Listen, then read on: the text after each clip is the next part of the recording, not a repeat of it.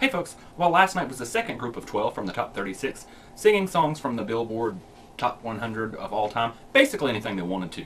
The judges took turns being first given their comments last night, and I thought that was a lot better than last week, because last week it seemed like every time Randy would say something, then Kara would say yeah, and Paula would say try to give somewhat of a coherent opinion, and it kind of felt like the Randy Jackson puppet show, so I like it better this week with them taking turns going first. Anyway, the first person out was Jasmine Murray. She sang Love Song. I was pretty disappointed in Jasmine. I had high hopes for her, and she went into last night with a big advantage because she had a lot of airtime, but she blew it. She really did.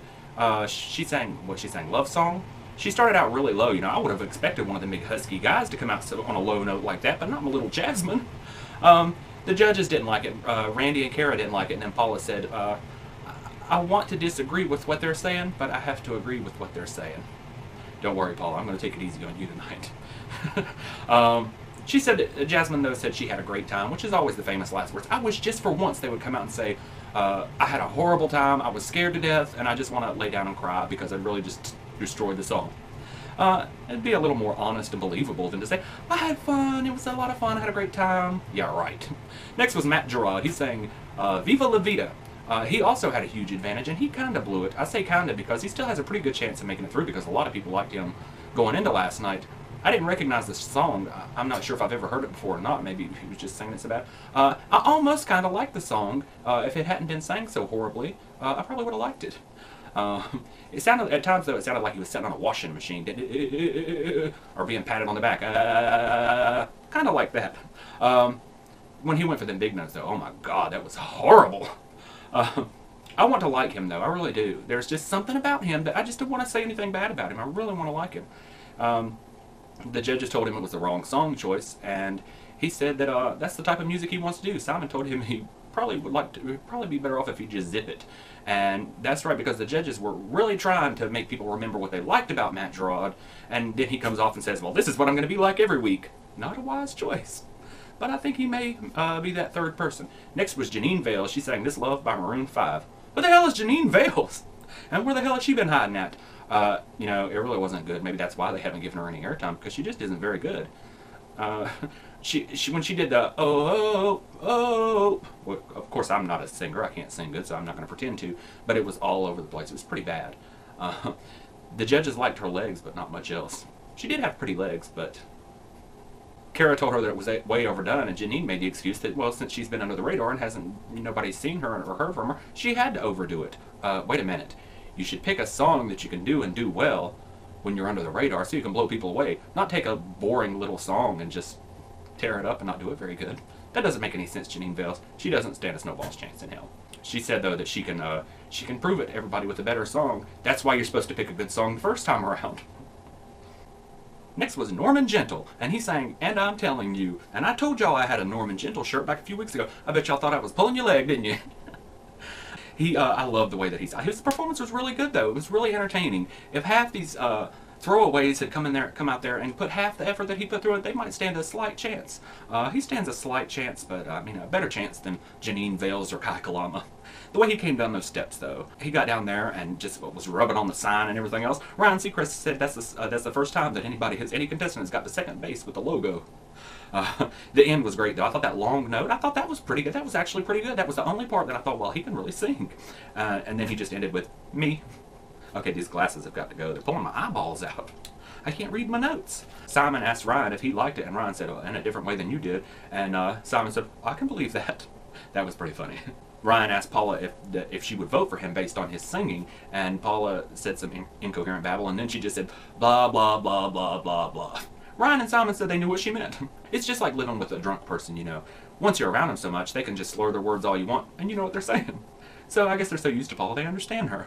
Ryan asked Nick if he thought he deserved a spot in the top 12, and Nick said, well, you always ask me that, Ryan. What do you think? And, of course, Ryan Seacrest says, probably not, but you were entertaining. Okay, moving on.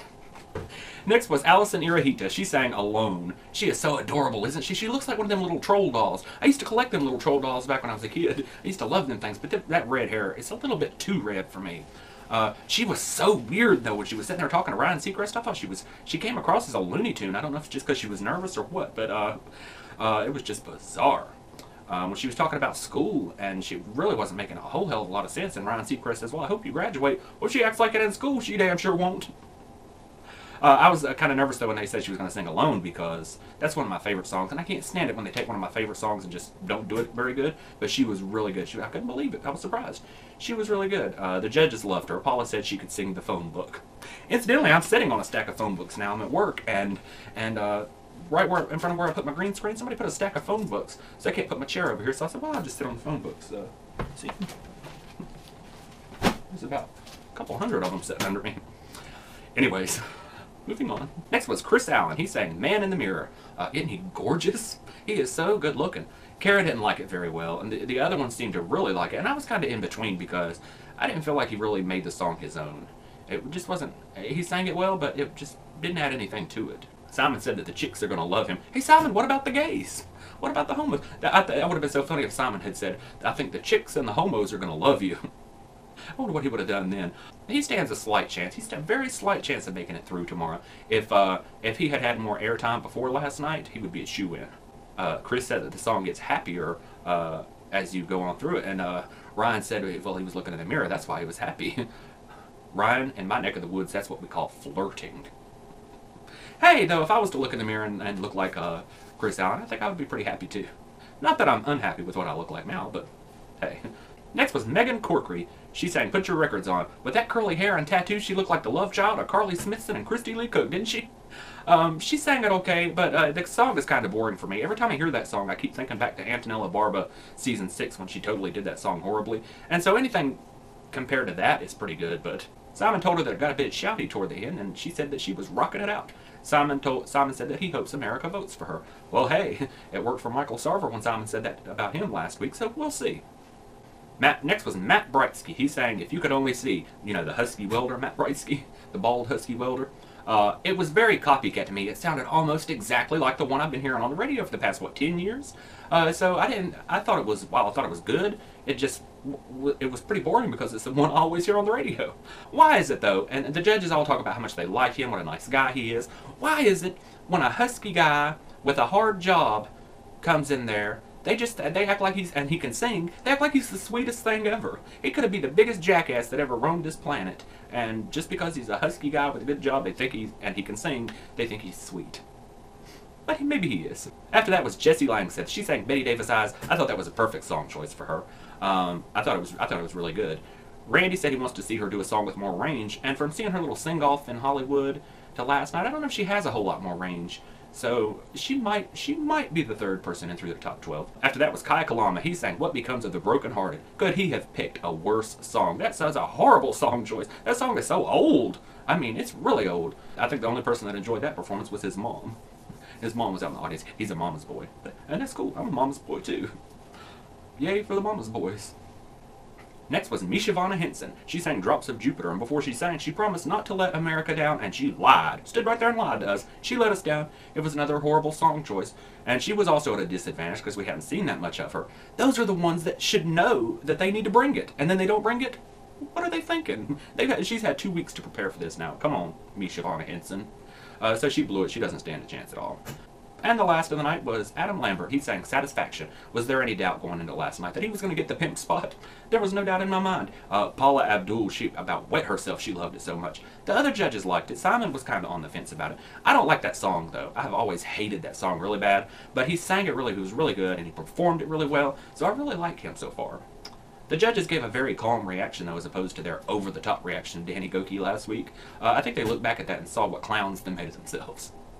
I thought Adam, though, he worked the stage. It was a little bit over the top, but he makes over the top seem to work. You know, some people like that horrid Vaughn Smith make over the top really just off. Okay, we'll talk about Vaughn Smith next week when he gets up there to perform, so we won't go there now. But Adam Lambert can make the over the top thing work. Kind of like a lot of gay men can do that. Like Elton John used to be real over the top, and Freddie Mercury. So gay over the top is good, just if you can pull it off. And Adam Lambert can pull it off. So definitely the ones that are going through are Adam Lambert and Allison Iraheta. And the third spot, who knows? All we know that it's not going to be Jasmine. It's not going to be Jeanine. It's not going to be Matt Breitzke. It's not going to be Mishavonna. And it's not going to be Kalama. The other ones, it could be, but my bet would probably be on Matt Giraud. So anyways, I'll see you folks tomorrow night.